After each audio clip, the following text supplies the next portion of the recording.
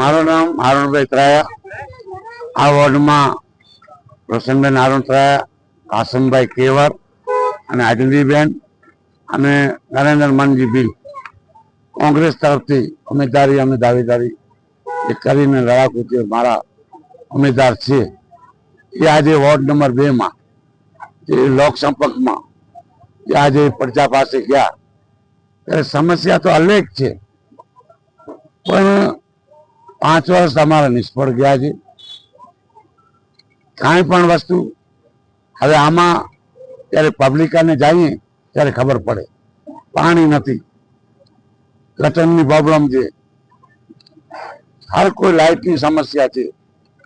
વિસ્તારમાં જ્યારે ભોગ બન્યા છે ત્યારે આજે મારે આ વિસ્તારના અંદરમાં દાવાથી કહું છું કે મારો વોર્ડ છે જે હું ચૂંટાઈને આવીશ તો આ વોર્ડનું 2 વર્ષ પાછળ કલર બદલી જશે.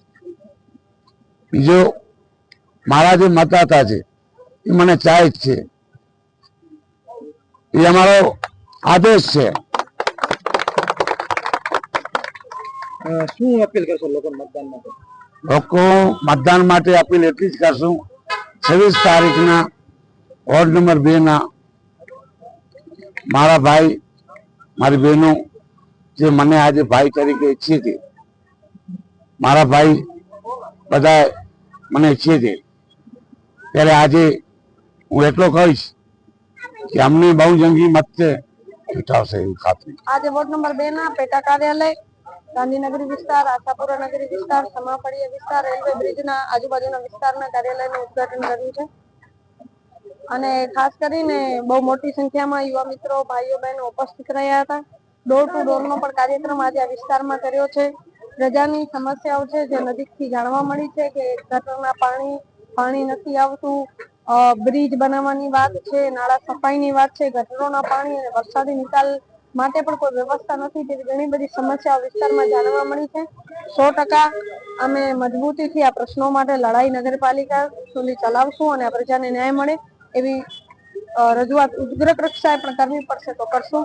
સાથે સાથે જ આ વસાહત અને લોકો મકાન વિહોણા છે, જે સરકાર રાજીવ ગાંધીજીની પૂર્વ સરકાર, મનમોહનસિંહજીની પૂર્વ સરકારે જે 80 વારના પ્લોટો આપવાની જાહેરાત કરી છે અને આપ્યા પણ છે, પણ 40 વર્ષની નગરપાલિકામાં અને 25 વર્ષની ભારતીય જનતા પાર્ટીની ગુજરાતની સરકાર અહીંયા ફેલ થઈ છે અને આ મકાનમાં જે પણ રહેઠાણમાં લોકો રહે છે તેમને ન્યાય નથી મળ્યો. કોંગ્રેસ પક્ષના નગરસેવક તરીકે અને કોંગ્રેસ પક્ષ પણ આના માટે મજબૂતીથી આગામી સમયમાં લડત ચલાવશે. ખાસ કરીને વોર્ડ નંબર 2 ઘણા બધા વિસ્તારોમાં પ્રચાર દરમિયાન, ડોર ટુ ડોર દરમિયાન માતા બહેનો યુવા મિત્રોનો ખૂબ જ સારો પ્રતિસાદ મળ્યો છે.